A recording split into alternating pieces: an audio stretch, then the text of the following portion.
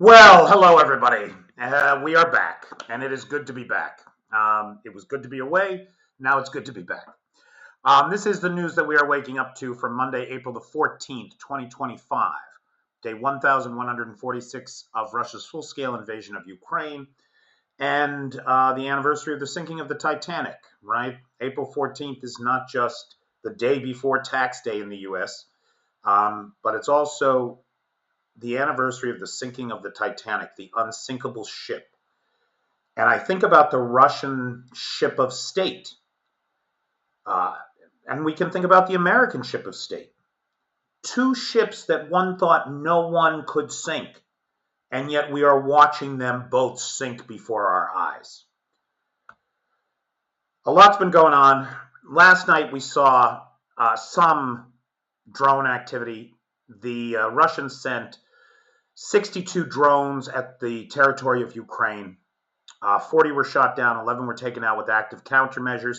In point of fact, we saw yesterday the Ukrainian armed forces show off its laser system that it claims can shoot down drones as high up as 3,000 meters or 3 kilometers away.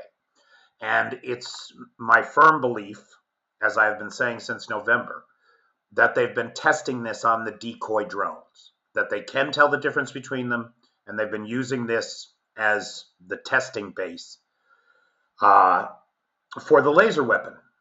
So an 82% interception rate last night. But the big story here this weekend, I think, there's a couple of things. While I was away, literally as the bus was pulling out of Kyiv last Sunday, the temperature dropped and it began snowing. There was as much as a meter of snow out in the Carpathians. And there's this wonderful little video of a bee gathering pollen in the snow. And the video says on there that even the flora and fauna of Ukraine are resilient. They are, but then there's biological reality. All of the apricot trees in Ukraine were in bloom when this freeze came. Ukraine is looking, according to Vladimir Putin, head of the NGO Ukra Garden Prom. They are monitoring the situation. Apricots and some berry crops have already blossomed, so there may be a high probability of large losses due to frost in Ukraine. Some experts are talking about as much as an 80% loss of pear, plum, apricot, and apple crops, as well as raspberries and blueberries. Now you think about that. You combine that with Trump's blanket 10% tariffs, and you take off the market 80% of the fruit crop that Ukraine would normally produce. And guys, I mean, I got to tell you, the produce prices are not going to be good this autumn. That's the reality of the situation. And this is additional stress on a stressed economy that Ukraine did not need right now. Pechko went on to say that there is still a high risk of frost in Ukraine right up until May 10th. So we're keeping our fingers crossed that things stay warm. Now, in addition to concerns about agriculture, in addition to all the talk of the nonsense ceasefire, what we saw over the weekend was just an insane bombardment of genocidal proportions against Ukrainian civilians. The worst hit, of course, was in Sumy, where the Russians attacked with ballistic missiles at the height of the Palm Sunday services, when everybody was right in the center of town for church services. The current toll is 34 dead and 100 wounded. That 34 dead is a number that is likely to rise.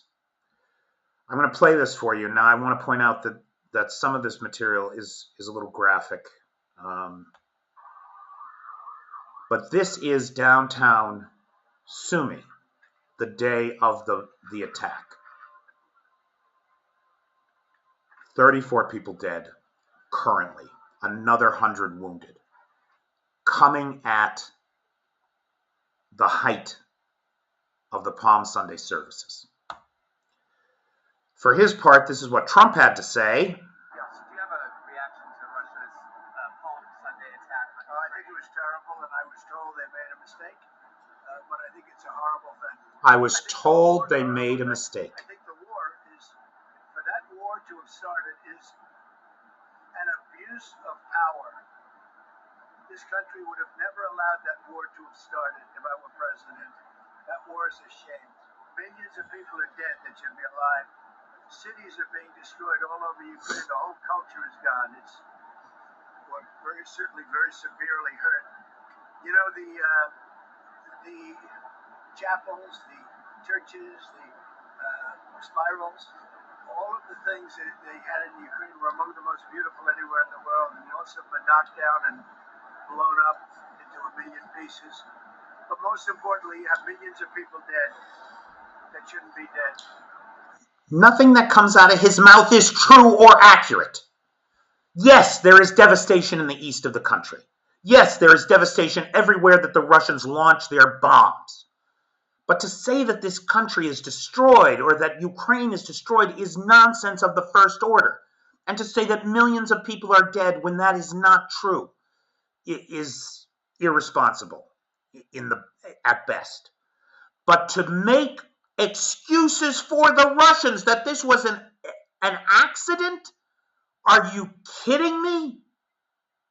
This was planned, and it was executed, as were those Ukrainians.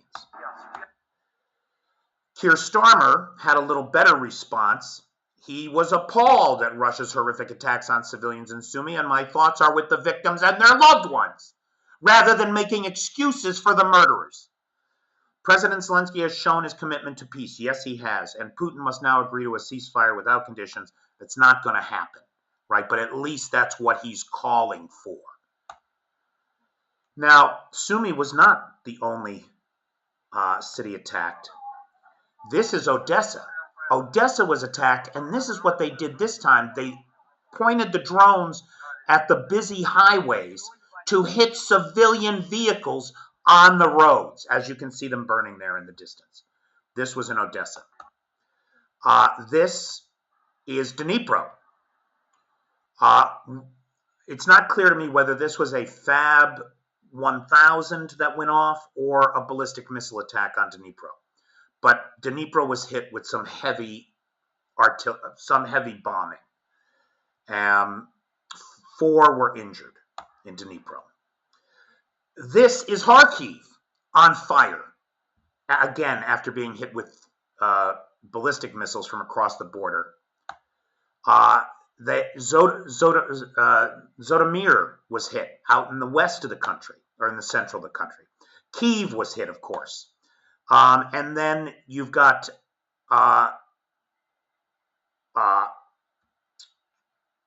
Mykolaiv hit. So everywhere across the country, over the course of the weekend, Putin demonstrated his commitment to peace by mercilessly bombing Ukrainian cities and civilians, putting children in their graves. It's obscene. It's obscene. And our president thinks that it was a mistake. Again, in the last 30 days, since the so-called ceasefire, Russia has launched 6,000 guided aerial bombs, 2,200 drones, and 70 missiles, virtually all at civilian targets inside of Ukraine. Now, Keith Kellogg, who I do believe is a friend to Ukraine, has condemned in no uncertain terms. He did not make excuses for the Russians like the president did. He condemned in no uncertain terms the attack on civilians in Sumy during Easter services, Palm Sunday services. The Times ran an article saying that Keith Kellogg thought that Ukraine should be partitioned.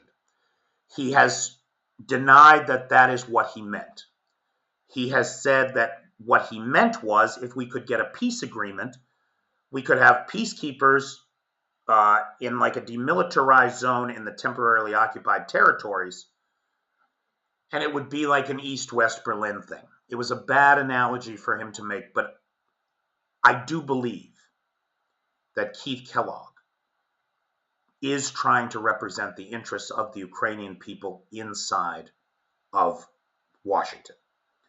And I believe that in some part because of the juxtaposition of Mr. Witkoff. According to Reuters, after speaking with Putin's representative, Witkoff told Trump that the fastest path to a deal is granting Russia the occupied territories. This guy just is bending over for Vladimir Putin in the worst possible way. He should be the poster boy for autocratic appeasement. Now, Kellogg, according to Reuters, has spoken out against this, saying that Ukraine will never agree to unilaterally cede full ownership of territories to Russia. Two sources told Reuters. So again, the best evidence for me that Witkoff is a tool of the Russians and Kellogg is a friend to Ukraine is that the Russians wouldn't have Kellogg as their negotiating partner. They demanded this asshole. I think that says a lot about Mr. Kellogg, General Kellogg, pardon me.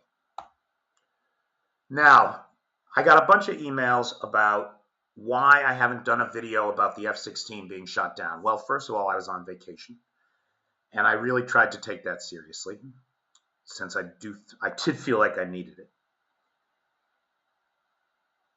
And the first thing that I want to say about this is what a shame that this 26-year-old F-16 pilot and superstar, Pavlov Ivanov, lost his life in this attack on his aircraft. The sacrifice of heroes like this is a tragic reality of self-defense in the face of an aggressor nation. And Zelensky posthumously awarded the title of Hero of Ukraine to Ivanov. And to his grieving family and friends, we send out our most sincere condolences. The loss of the aircraft, that's the cost of doing business, right? You expect equipment losses. So the fact that the Ukrainians lost an F-16 is not the story, in my opinion. Though here's what we understand from an official in the Ukrainian government as quoted by BBC Ukraine. In total, the Russians launched 3 missiles at the aircraft. It was either a guided anti-aircraft missile from an S-400 ground-based system or an air-to-air R-37 missile. So there's still some confusion. There's an ongoing investigation. But again, the tragedy of this young man's sacrifice and the loss of equipment are both to be expected when you're fighting for your life like this. So in my mind, the loss of the F-16 is not the story. The reality is that it took the Russians almost a year to shoot one down. For a year, the Ukrainian F-16 pilots have been getting better and better guarding the skies, taking out drones, taking out missiles, running close air support, and pummeling the Russian frontline positions from the skies. U.S. Army General Cavoli, according to a quote in the Kyiv Post, told the Senate Armed Services Committee last week that the Ukrainian Air Force pilots operate their F-16 fighter aircraft every day with 80% mission success. That's the story. 80% mission success. The Russians, it took a year and 3 S-400 missiles, or maybe 3 R-37s. But anyway, 3 missiles, we feel pretty confident to take this young man out. The story is not the loss of an F-16. The story is the sheer incompetence of the Russians. And I would point out that there's a reward, right? The Russians promised 150,000 dollars US to anybody that could take out. You think the guys that took this out are ever going to see that money? Oh no. They're going to be sent on a suicide mission so that the money doesn't have to be paid. That's what's going to happen to them. Now, on what's happening in Ukraine, Zelensky is appealing to Donald Trump. I think that what's going on here is that Zelensky is not just making a play for Ukrainian air defense. He's appealing to Trump's base instinct as a deal maker, telling the Americans that they are ready to purchase $30 to $50 billion worth of air defense systems and weapons from the U.S. as a form of security guarantees, not as free aid. Now, the U.S. defense industry must be ringing up the Donald, telling him this is a good idea. We should pump this money into our economy, especially as you're getting ready to tank it. Which is why I question whether or not Trump will take the deal. Because it is in his interest to crash the American economy. He's already set us on a course for a global depression. The 10% tariffs that he has leveled against the world are an economic Valium that will plunge the world into a stupor. Now, this is interesting. We've known for some time that Chinese nationals, acting as mercenaries, have been working and fighting for the Russians.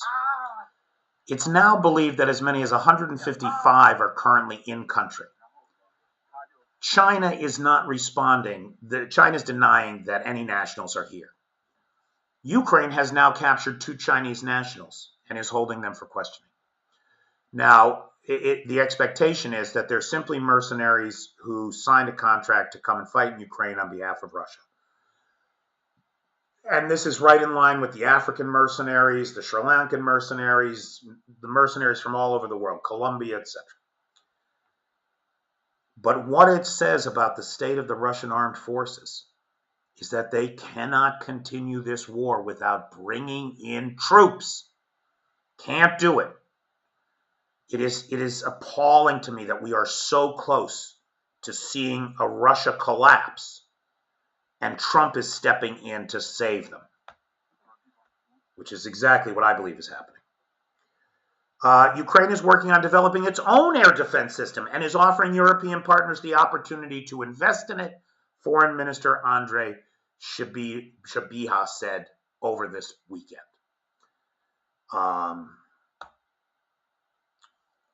That's not the only support that's flowing into Ukraine. The latest meeting of the Ramstein group happened just this past week at Ramstein, Germany, and NATO allies there pledged over euro 21 billion in military aid to Ukraine, including drones, tactical radars, anti-tank mines, short-range anti-aircraft missiles.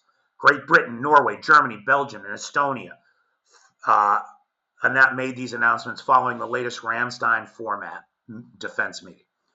Those are not the only countries involved, but those were the largest contributors. Now, this does not count the $1 billion in funds from the EU that they took from interest on frozen Russian assets and delivered to Ukraine. Right? So this is a big deal with USAID shut off and the humanitarian aid piece of American aid cut out. This replaces much of that, as will the 2.1 billion euros that's coming from the frozen Russian assets interest. On top of that, Germany's defense ministry announced a new military aid package for Ukraine that includes 4 Iris-T air defense missiles air defense systems, 300 missiles, 30 Patriot missiles, 300 reconnaissance drones, 120 man pads for shooting down Russian aircraft, 25 Marauder infantry fighting vehicles, 15 Leopard armored personnel carriers, battle taxis, 14 artillery systems, 100 ground surveillance radars, and 130,000 115 millimeter shells. Hallelujah. Thank you, Frederick Mertz. Now, this is happening all over the world. Everywhere that sporting competitions happen, you have these Russian athletes who are competing under some neutral country's flag. Ukrainians compete against them, and what we are seeing consistently is that the Ukrainians in the medal ceremonies refuse to shake the hands of the Russians. We saw this with a 13-year-old youth athlete. We see it here with these guys. And let's face facts. Russia and Belarus should not be at these games. They should not be included. They have subverted every principle of the UN Charter, and they are not acting in a civilized fashion. Why should they be permitted to participate in the civilized world? Okay, lastly here, I do want to thank again, I'm meeting with the lawyer tomorrow for my temporary residency permit, which would not be possible without the help of Chris Carter, Cynthia and Tony, Dark Irish, Jose, Little Red Sunflower, Integral, and Jerry O. Thank you all so much. I would not have been able to go on vacation without the help of Arn, Larry Nelson, David H., Jan O., David T., and Margaret H. Thank you all so much. And lastly, sort of a funny, this is how Tesla new car registrations are down by European countries, as much as from as little as 18% in the UK to as much as 75% in Spain, which is really a thing of beauty, in my opinion. Fuck Musk. Fuck him in the ear. Okay, that's it for me. I will see you tonight in the live. I assume I should be able to go live tonight. And thanks, everybody, for tuning in. I'll talk to you soon.